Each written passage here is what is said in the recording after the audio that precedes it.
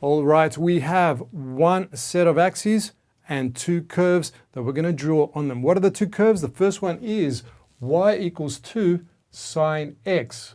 The second curve is y equals negative sine x. And there's a kind of relationship happening between these curves, and we're going to discover what that relationship is. But first, let's discover what are the most important elements in drawing these guys, particularly when we're not going to use technology or any calculator to work this out. We're going to use two things. The first thing is, let's understand the power of amplitude. Now, we've all heard the word amplitude, but what is it exactly? Amplitude is the maximum distance that a curve stretches out from the center. In other words, it's the distance between the middle or center of the curve and the maximum peak value. Now, the second element to consider is the period. You know, trigonometric graphs are periodic, meaning they repeat themselves over a given interval. And we're going to discover how they're going to repeat, and we're going to use these two elements to put it together. So first up, let's have a look at what we have. The first one is y equals 2 sine x, as I said earlier. And let's have a look at this formula down here. It's y equals a sine bx. Now that a out the front represents something. What do you think that represents? It represents the amplitude. Many of you realize that already. So the amplitude is the a, which is the number in front of the actual trig function. And the number in front of this right there is 2. So that's going to be a, the amplitude, right over there. Similarly, with the second set over here, we have negative 2. So that's the amplitude also. So both of them have an amplitude. And that is referred to and linked to the y-axis. We've already got the 2 and the negative 2 down there. But please note that amplitude is always denoted as positive because it's a distance, even though we have a negative down there. Now, the second element to consider is the element of b right over here. Now, what's that b? That's a number that we divide into this formula up here, which is the formula for the period. The period equals 2 pi on b. There's our b. Now, let's have a look at these two equations and find out what the b's are. Well, the b in front of x here is just simply 1 because there's no actual number there, so we'll call it a 1. And similarly, right over there, it will be a 1. So we can comfortably work out what the period is. So the period for this particular graph's p equals 2 pi on 1, which equals 2 pi. So that is the period. It is a full revolution for both of them. So let's put in the increments. I like to break it up into 4 components or in quarters.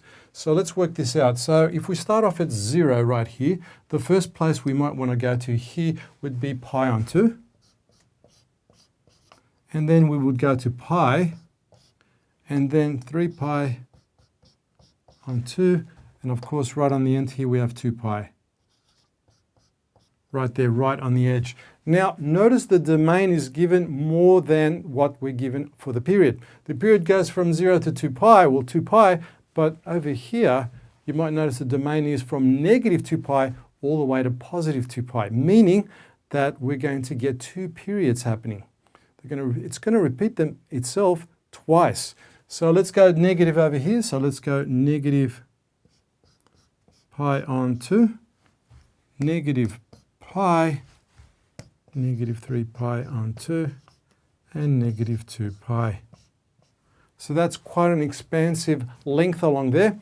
We're going to put both those curves up there. So now we already know what the b is. The b is 1. That gives us the period. Period equals 2 pi. So that means over a distance of 2 pi, the curve begins and ends at the same place before it starts repeating itself. So let's say it starts there because they're both sine functions. So they start at the center, at the origin, and they kind of go this kind of direction like that. Many of you have seen that direction already. So let me just get this marked out first of all. So it's going to go up through here. It's going to go there. It's going to go through there, then through there, up, down, through there, and then back up here. Okay, so it's going to go around like that. Then it's going to come down here. Then it's going to go through here. Then it's going to go here. And then it'll come back down here. So we can see it's repeating itself how many times? 2 times. Okay, so let's put in a big curve. I'm going to put on a curve here, something more physical so it stands out. So there, to there, to there. So give some contrast. There, down to there, across here, kind of like that. So that's what it looks like. It's a bit floppy, but there it is. There's our curve. So let's have a look here what we have here. This is y equals 2 sine x. Now the amplitude is 2. Notice the 2 maximum up there, right across there, and a minimum of -2 right across there. So we have those two boundaries that demarcate and establish where the curve actually goes. So we haven't used a calculator. So from here, it goes up, then down, then goes back to the same point, and that distance across here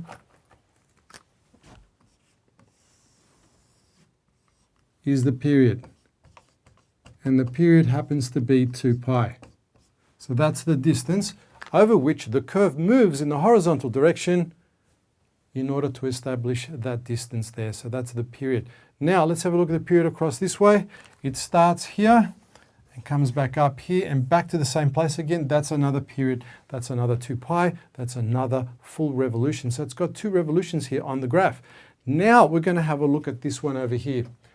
This one here. We got y equals -2 sine x. Now when you see a negative in front of the a or in front of the actual trig function, it means we're going to get a mirror image. We're going to get a reflection about the axis of that particular, horizontal axis of that particular curve. So if we have in black y equals 2 sine x, and that's this one here, then the opposite mirror of that will be as follows. It will go through the center again, but instead of peaking here, it'll peak down below. It'll go through the center here and it'll peak up here and come back down there. So it'll go up there, round there, up here. That's 2, right along 2, comes along here, comes around here. There's a minimum across there and back up again. So you'll see it'll be a direct reflection of the existing black one here, which is y equals 2 sine x. So let's put that up and have a good look at what that looks like.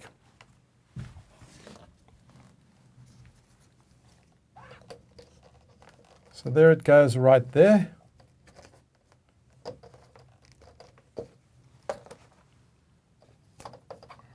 Oh, it's a bit floppy. There we go. Through there. Through there.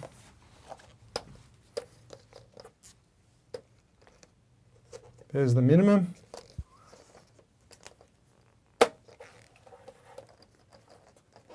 Up to about 2. Let's put it up at 2. Like that.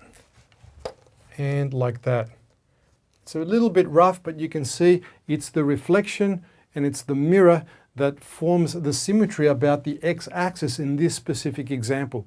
So as you can see in black, that's the positive, y equals 2 sine x, and the mirror of that, exact opposite in red, y equals -2 sine x.